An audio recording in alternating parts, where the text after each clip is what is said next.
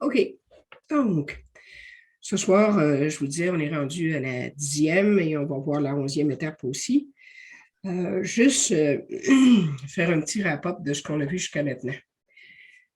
On a parlé en première étape de notre problème d'alcoolisme. On a parlé de la maladie d'alcoolisme, qui est une maladie en deux volets.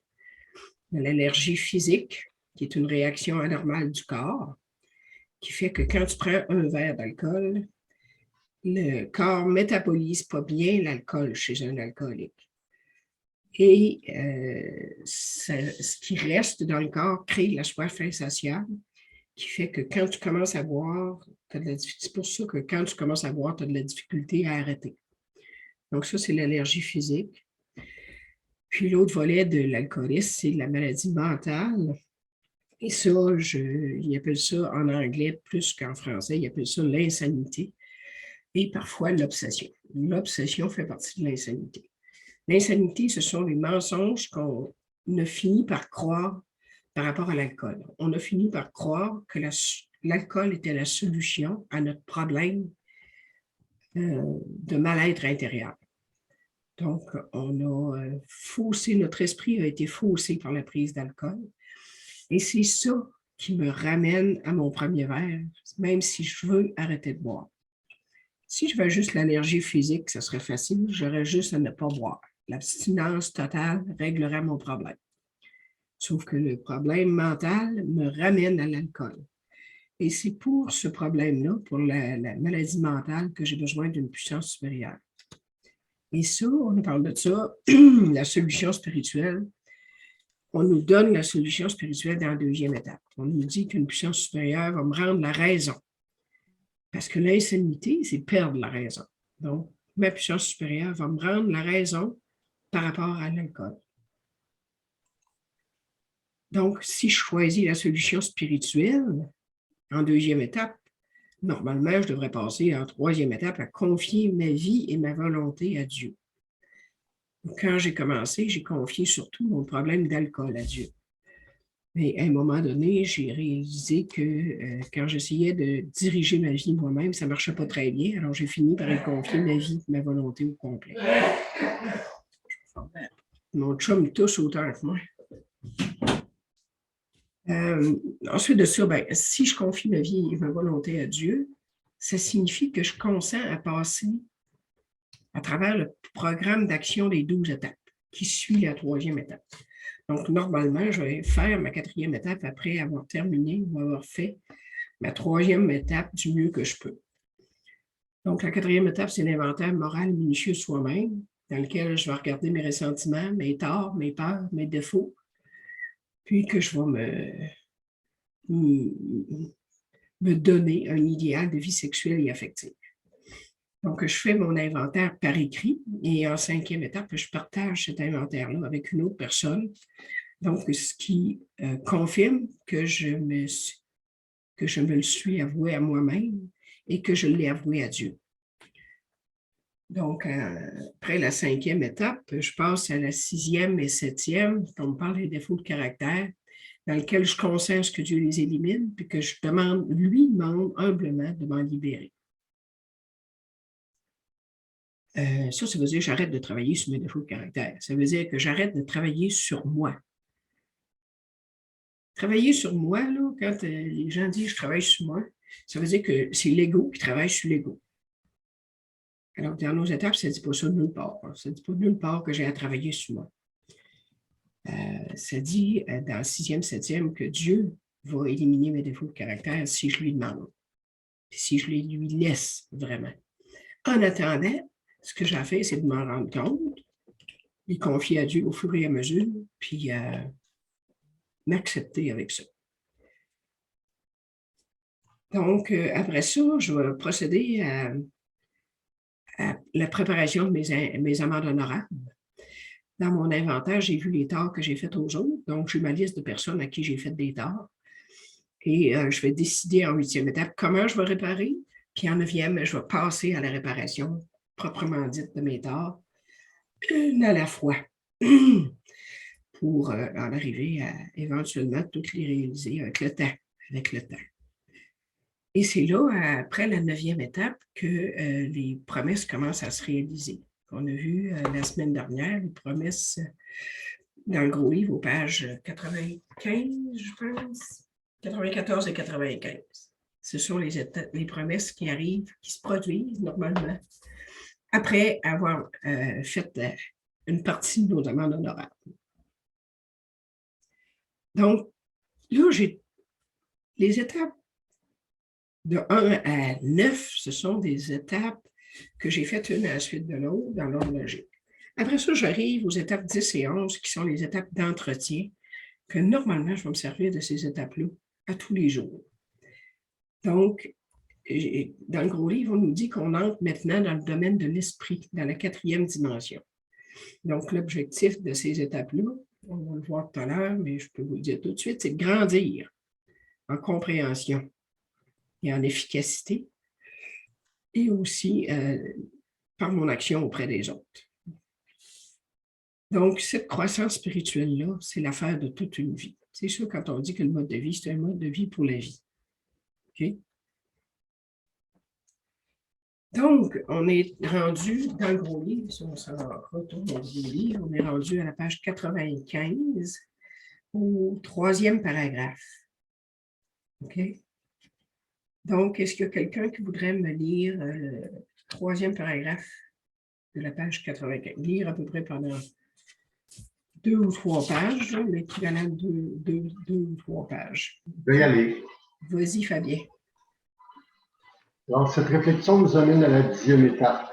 Demande de poursuivre notre inventaire personnel et de continuer de redresser toute nouvelle erreur commise en cours de route. En mettant de l'ordre dans notre passé, nous étions vigoureusement entrés dans ce genre de vie. Nous sommes entrés dans le monde de l'esprit. Notre prochaine tâche est de grandir en compréhension, en efficacité. Cela ne se fait pas un jour, mais doit durer toute la vie. Nous devons toujours être vigilants pour éviter l'égoïsme, la malhonnêteté, le ressentiment et la peur. Lorsque ces tendances veulent se manifester, nous demandons à Dieu de nous en libérer tout de suite. Nous discutons immédiatement avec quelqu'un et présentons nos excuses le plus tôt possible, le plus vite possible, si nous avons causé du tort à quiconque, bien sûr. Puis résolument, nous pensons à une personne que nous pourrions aller aider. L'amour et la tolérance envers les autres, voilà notre corps. OK, merci. Donc, la 10e et 11e étape, surtout la 10e, mais aussi la 11e, on va voir que c'est des étapes d'entretien qui reprennent un peu de chacune des étapes précédentes, des étapes 1 à 9. Donc, ça dit que le 10e nous demande de poursuivre notre inventaire personnel. Donc, ça ressemble à la 4e. Donc, c'est l'équivalent de la 4e étape qu'on va faire en 10e. Redresser toute nouvelle erreur, ce serait la 2e. Puis, quand ils disent lorsque ces tendances veulent se manifester, nous demandons à Dieu de nous en délivrer tout de suite.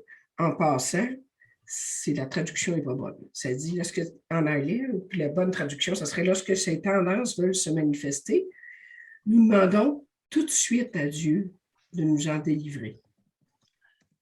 C'est pas, on ne dit pas à Dieu, enlève-moi-la tout de suite. On demande tout de suite à Dieu de nous en délivrer. Dieu va nous en délivrer dans le temps. OK? Donc, les tendances qui parlent là, c'est l'égoïsme, la malhonnêteté, le ressentiment et la peur. Donc, ça revient un peu à la 6e et 7e étape. Quand on dit on demande à Dieu de nous en délivrer, ça correspond à la 7e étape. Il dit nous en discutons immédiatement avec quelqu'un, ça ressemble à la 5e. Présentons nos excuses le plus vite possible, ça ressemble à la 9e. Donc, on voit qu'on travaille les autres étapes à l'intérieur des étapes 10 et 11. Puis ils disent, nous pensons à une personne que nous pourrions aller aider, ce serait la 12e étape. Ça vous-tu?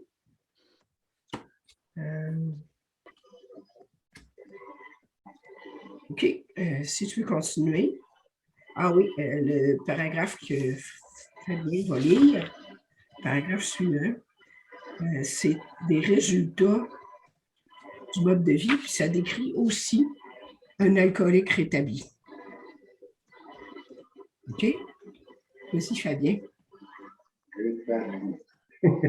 Pardon? J'écris. OK, pas de trouble.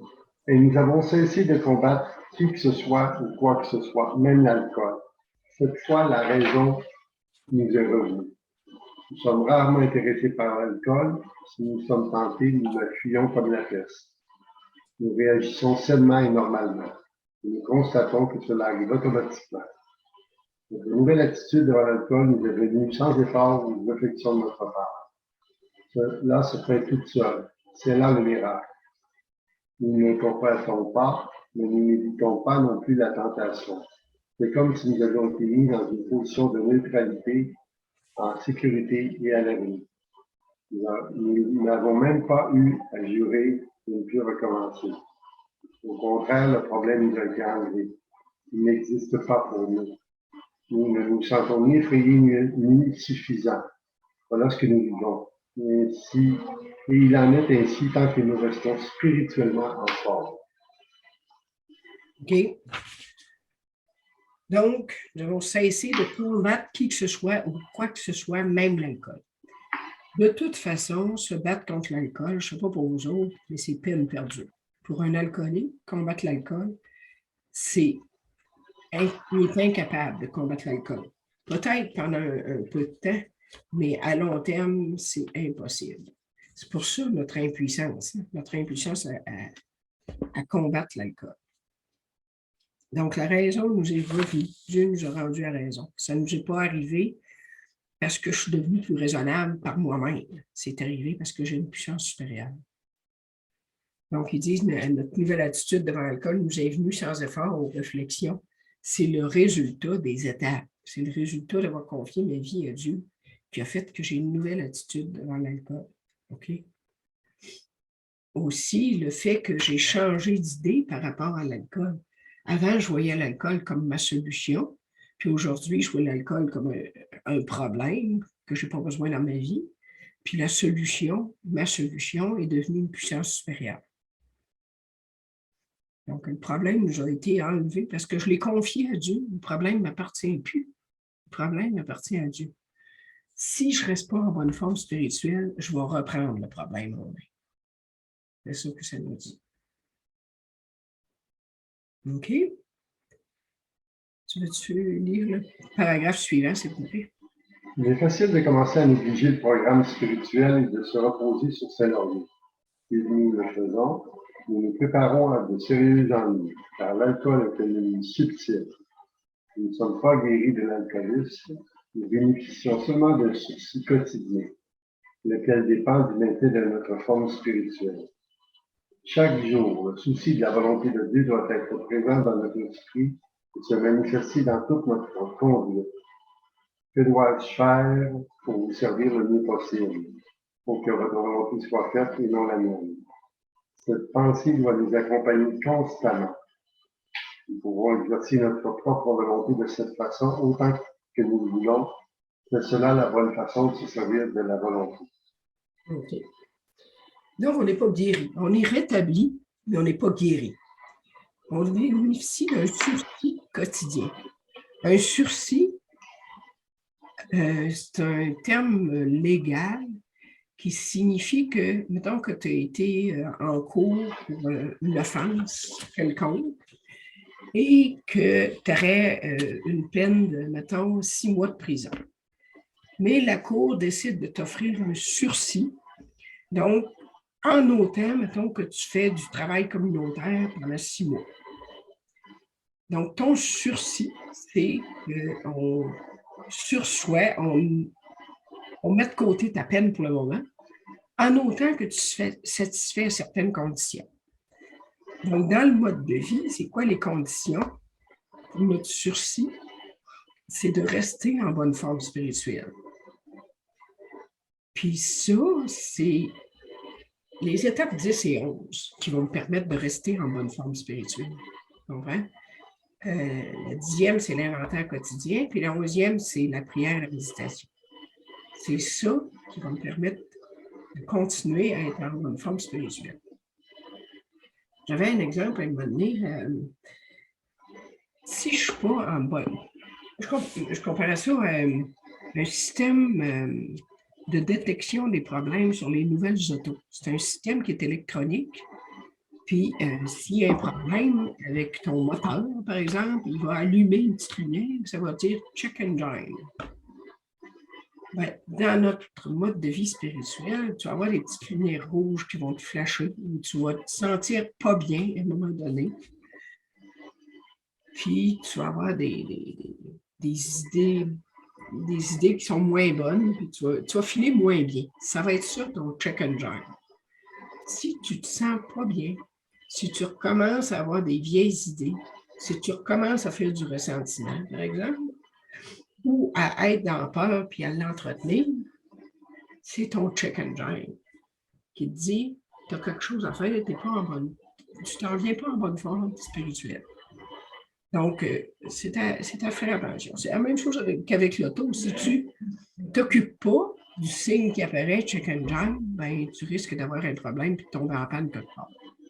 Mais si tu ne t'occupes pas dans ton mode de vie, quand tu vas moins bien, si tu ne t'occupes pas de revenir à ton mode de vie puis aller voir qu'est-ce qu'il y a qui ne va pas, ben, tu risques de retourner droit. C'est aussi simple que ça. C'est ça qui va t'indiquer si tu es dans la bonne voie. C'est si tu vas bien, si tu te sens bien, ou si tu es dans le ressentiment, l'apitoiement, la peur.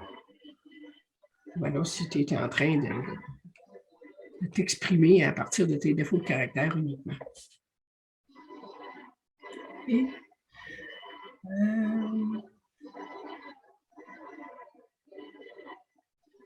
donc, c'est ça. Donc, on doit avoir le souci de la volonté de Dieu dans notre esprit et il doit se manifester dans toute notre conduite. Et puis, ils disent que si j'ai le souci de la volonté de Dieu, je peux exercer ma volonté autant que je le veux. C'est sûr. Si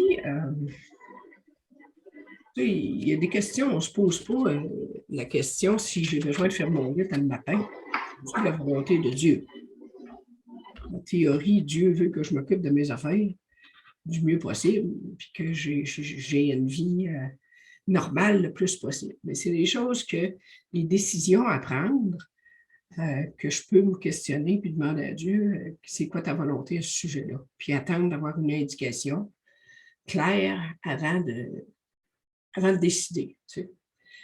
Puis pour moi, savoir si c'est la volonté de Dieu ou pas, des fois, c'est aussi simple que est-ce que en dedans de moi, ça fait heurk quand je pense à ça? Si ça fait heurk, c'est pas dans la volonté de Dieu, habituellement. Tu sais? Puis si ça fait, ouais, ça m'attire, ça m'intéresse, mais je ne suis pas obsédée. Si je suis dans l'obsession, là, c'est un autre affaire. Si je suis dans l'obsession, c'est pas nécessaire, c'est pas la volonté de Dieu. Mais si ça m'apparaît attrayant, puis ça fait yum en dedans, ben, c'est des bonnes chances que ce soit en ligne avec la volonté de Dieu. Y a-t-il des questions là-dessus, des commentaires?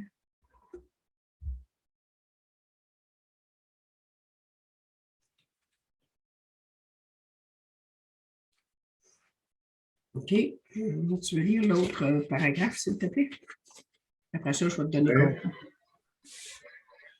Nous avons déjà beaucoup dit de la force, de l'inspiration et des directives qui nous viennent de celui qui est toute connaissance et toute puissance.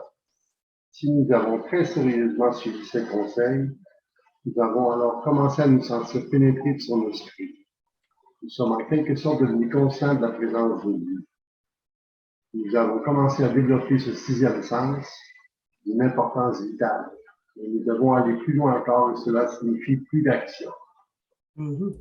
Donc, ce paragraphe-là me donne les promesses ou les résultats de la 10e étape, de la mise en pratique de la 10e étape. Ça va me donner de la force, de l'inspiration et des directives, des intuitions sur le chemin à suivre, dans le fond.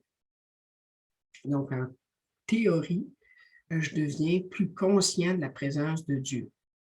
La présence de Dieu en moi, pas ailleurs. Parce qu'on a vu en 3e étape, ils nous disent où on va trouver notre puissance supérieure. Ils nous disent que la seule place où on peut la trouver, c'est à l'intérieur de soi. Donc, je suis devenue consciente de la présence de Dieu en moi. OK? Donc, c'est ça le 6e sens.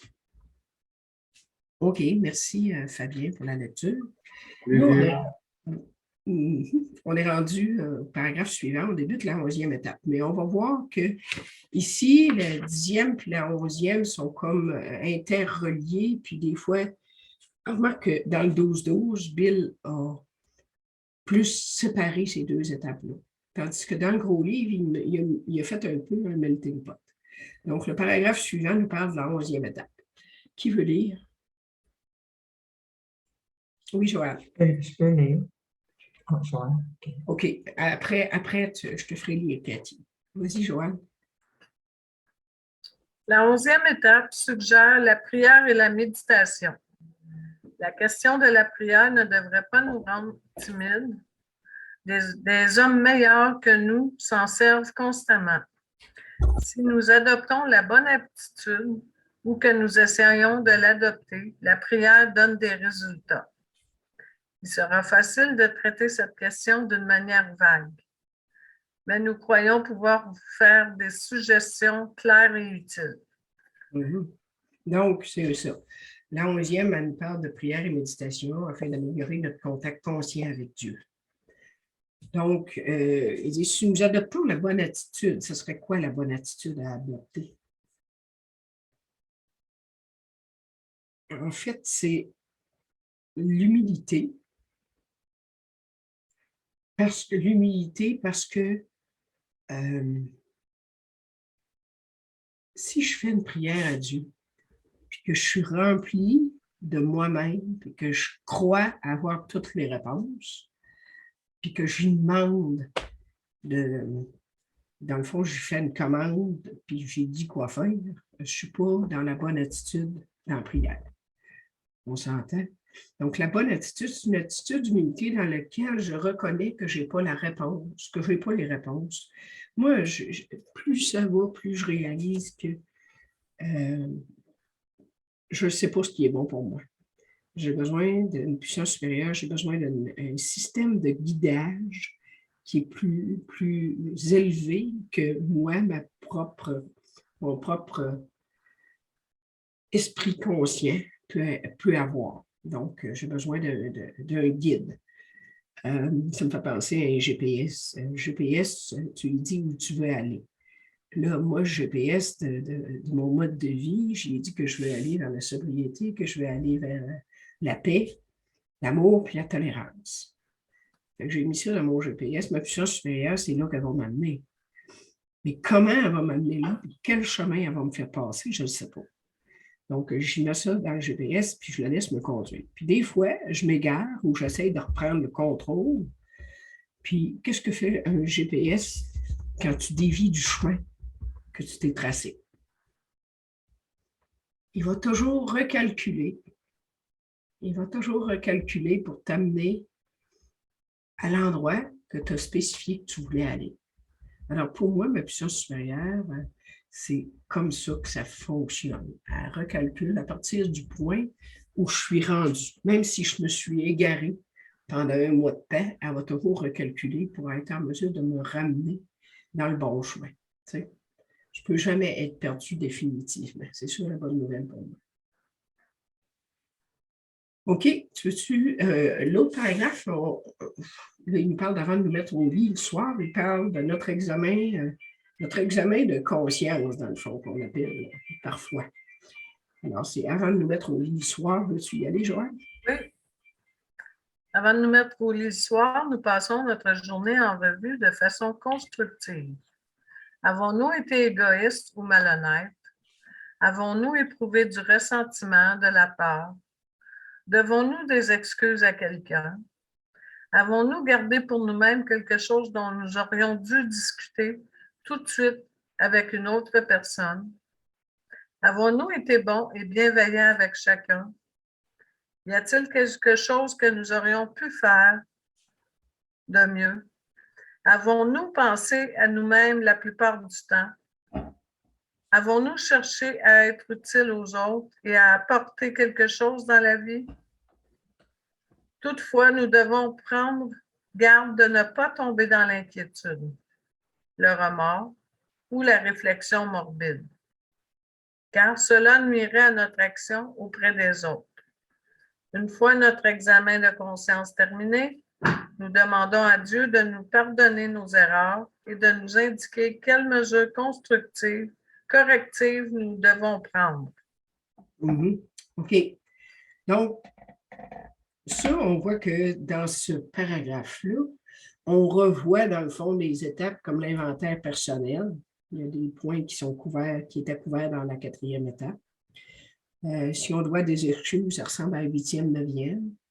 Est-ce qu'on a parlé avec quelqu'un d'autre, ce serait la 5e. Donc, puis, c'est ça. Ils disent ensuite, nous demandons à Dieu de nous pardonner nos erreurs, ce serait la 11e. C'est ça. Il nous indiquer quelles mesures correctives nous devons prendre. Donc, c'est un peu, c'est pour ça qu'on dit cette étape-là, ces étapes-là, 10 et 11, c'est des étapes qui sont des étapes d'entretien qu'on va. C'est ça qui va nous aider à savoir si je suis encore en bonne forme spirituelle. Si je fais mon inventaire quotidien, puis que je me rends compte à chaque jour que j'ai fait du ressentiment contre quelqu'un, ou surtout si c'est toujours la même personne, c'est un signe que je ne suis pas sur la bonne voie, puis il serait temps que je règle ça, que j'aille voir vraiment c'est quoi la cause de ce ressentiment-là, puis que j'essaie d'en venir à voir ça autrement, à voir les choses autrement, comme il nous suggère dans la 4e étape. Okay? Parce que rester dans le ressentiment, c'est l'ennemi numéro 1 d'un alcoolique. Alors ça, c'est à éviter le plus possible. Ça va-tu pour ça? Y a-t-il des questions? Non? OK. Je vais continuer. Là, À notre réveil. On revient à la 11e étape ici. Vas-y. À notre réveil, nous pensons aux 24 heures devant nous et nous regardons nos projets pour la journée. Nous demandons d'abord à Dieu de nous guider dans nos pensées et surtout de libérer notre esprit de l'apitoiement, comme de tout mobile malhonnête ou égoïste. Ainsi disposés, nous pouvons sans inquiétude nous servir de nos facultés mentales, car après tout, Dieu nous a donné un cerveau pour nous en servir. Nos pensées seront plus élevées si notre esprit est débarrassé de tout motif nuisible. C'est ça.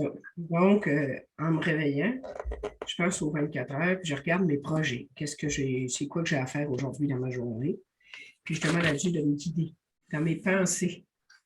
Guider dans mes pensées. Pas juste dans mes actions. Moi, je demande de me guider dans mes pensées, mais mes actions aussi. Puis de nous libérer de l'apitoiement comme de tout mobile malhonnête ou égoïste. En passant, dans la 11e étape, on parle de prière et méditation. La prière, c'est une demande faite à Dieu. Ou ça peut être aussi un remerciement. Tu sais, il y a des prières, c'est plus pour dire merci à Dieu pour ce qu'il nous a donné. Là. Mais la plupart du temps, par prière, on parle de demande faite à Dieu.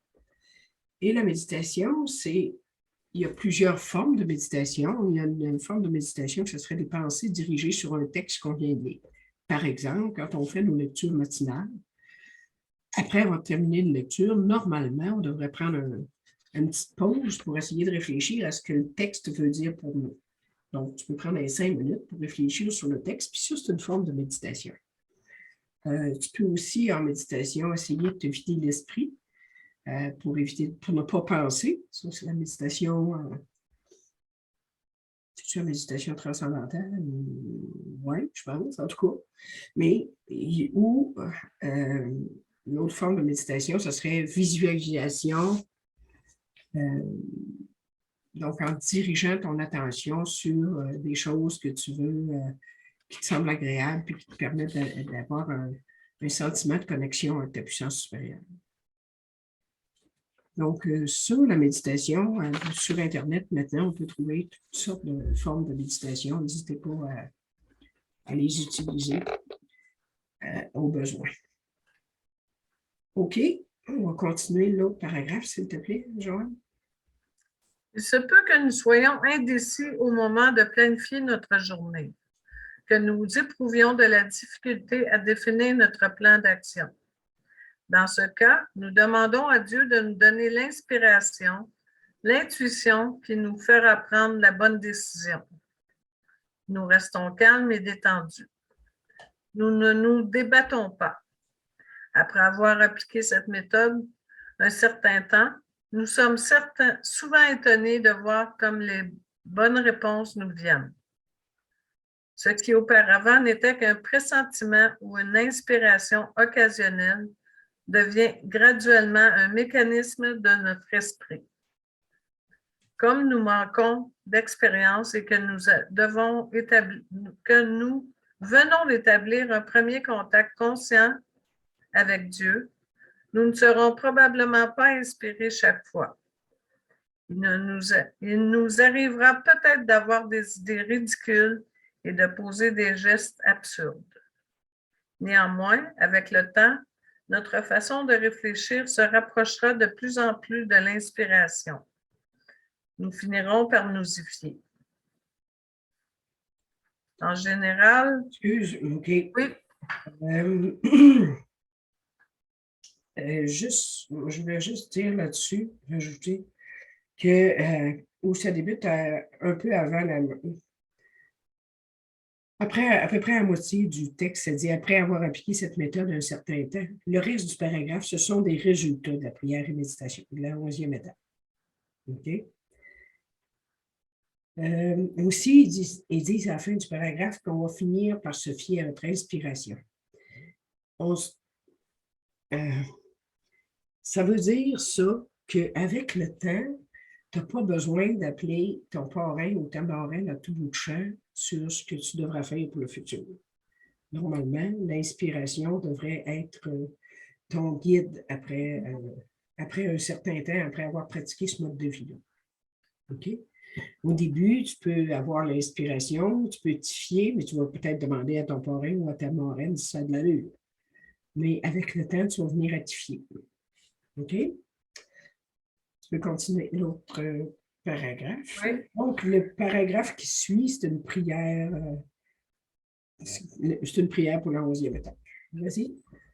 En général, nous terminons notre période de méditation par une prière par laquelle nous demandons à Dieu de nous indiquer tout au long de la journée ce que nous devrions faire pour chaque circonstance nouvelle et de nous fournir ce dont nous avons besoin pour régler les problèmes qui s'y rattachent. Nous souhaitons surtout d'être libérés de notre volonté personnelle et nous veillons à ne rien réclamer seulement pour nous-mêmes. OK, c'est beau. On va arrêter là. Donc, on ne réclame rien pour nous-mêmes, sauf si on va, si c'est pour être en mesure de mieux aider les autres. Je vous donne un exemple de ça. Si je suis dans l'anxiété, que je ne vais pas bien, je vais demander à Dieu de me donner la paix. Parce que c'est sûr que ça va me permettre d'être plus utile aux autres si je suis en paix que si je suis dans l'anxiété. Donc, si c'est pour mon bien-être intérieur, normalement, ça va me permettre d'être mieux puis de pouvoir mieux aider les autres. OK? Parce que ça, j'ai entendu toutes sortes d'affaires là-dessus sur le fait qu'on ne priait pas pour nous autres. Ouais, je ne prie pas pour des affaires matérielles pour moi, là, mais je peux lui demander de me guider pour savoir quel est le meilleur choix si je me trouve devant une décision difficile à prendre. S'il me guide vers le meilleur choix, encore là, ça va sans doute être meilleur pour ceux qui m'entourent. Ça va-tu pour ceux? Y a-t-il des questions là-dessus?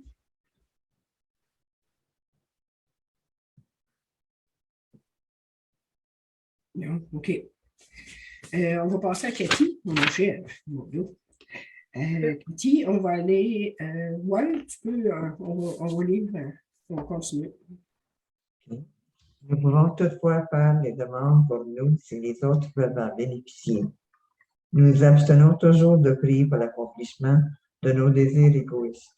Nombreux sont ceux qui ont perdu beaucoup de temps en priant exclusivement pour eux-mêmes et ils n'ont obtenu aucun résultat. Vous comprenez facilement pourquoi.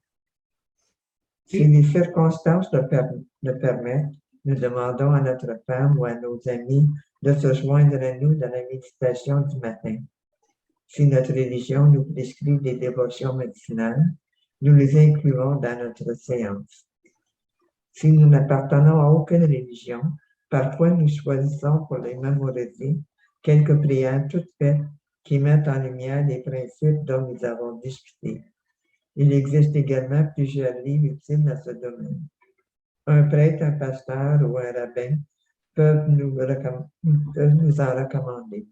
Empressez-vous de trouver les bons côtés de la religion et mettez à profit ce que les adeptes proposent. C'est ça. Là, c'est écrit, c'est bien sûr, on se souvient, c'est écrit en 1938. Dans ce temps-là, il ne parlait pas de spiritualité, il parlait de religion. Aujourd'hui, on dirait plutôt trouver les bons côtés de la spiritualité et mettez à profit ce que les adeptes proposent. Puis aujourd'hui, on ne trouve pas ça uniquement dans les livres, on trouve ça beaucoup sur Internet. On a de tout sur Internet. OK, on va continuer. Au cours de la journée, nous faisons une pause lorsque l'agitation et le doute s'emparent de nous pour demander d'avoir la bonne pensée ou la bonne action. Sans cesse, nous rappelons que ce n'est pas nous qui dirigeons le spectacle et plusieurs fois par jour, nous répétons humblement que votre volonté soit faite. Nous sommes alors beaucoup moins exposés à prendre des décisions folles ou à être à la proie de la peur, de la colère, de l'inquiétude ou de l'apitoiement. Nous devenons beaucoup plus efficaces. Nous nous fatiguons moins vite quand nous ne brûlons pas notre énergie follement comme du temps où nous tentions d'arranger la vie à notre convenance. Ça marche vraiment. OK. Donc, c'est ça. Donc, ils disent, au cours de la journée, faire une pause. Excusez. Lorsque l'agitation et le doute s'emparent de nous. Pour demander d'avoir la bonne pensée ou la bonne action. Donc, ça, c'est bien important. Si tu t'aperçois que tu ne files pas bien, tu es confus ou tu es dans le doute ou toute émotion négative, là, fais une pause, puis demande à Dieu de t'éclairer. Puis de t'indiquer qu'est-ce qu'il faut faire. En se rappelant que ce n'est pas nous, c'est pas moi qui dirige le spectacle. Puis en demandant que la volonté de Dieu soit faite. Pour ça, tu es mieux d'être. Tu sais, moi, avant que j'arrive alcoolique anonyme, la volonté de Dieu, ça m'apparaissait comme négatif pour moi. C'était un concept que je n'avais pas bien compris. Élevé dans la religion catholique avec Dieu qui te surveille, puis qui t'envoie en enfer, puis qui t'envoie au purgatoire. La volonté de Dieu, je ne trouvais pas ça intéressant. Aujourd'hui, pour moi, la volonté de Dieu, c'est tout ce qui est bon, agréable et parfait.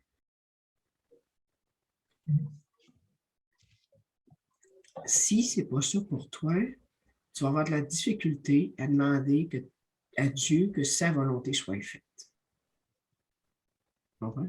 C'est pour ça que moi, ça a été important que je revise mes idées au sujet de Dieu, puis de ce qu'est Dieu, de ce que veut Dieu.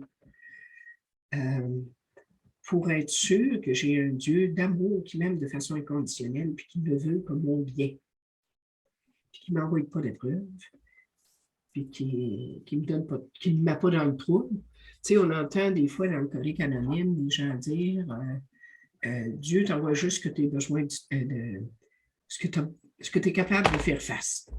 Ben, je regrette, là, mais moi, Dieu, il ne m'envoie pas ça. Dieu, il ne m'envoie que du bien. Dieu, s'il m'arrive des choses négatives dans ma vie, ce n'est pas Dieu qui m'a envoyé ça. Dans mon livre, vraiment, ce n'est pas Dieu. Parce que si je crois que Dieu m'envoie des choses négatives, comment je vais pouvoir y confier ma vie? Comment je vais pouvoir lui demander que sa volonté soit faite? Moi, ça ne marche pas. OK? Ça va-tu? Y a-tu des questions là-dessus?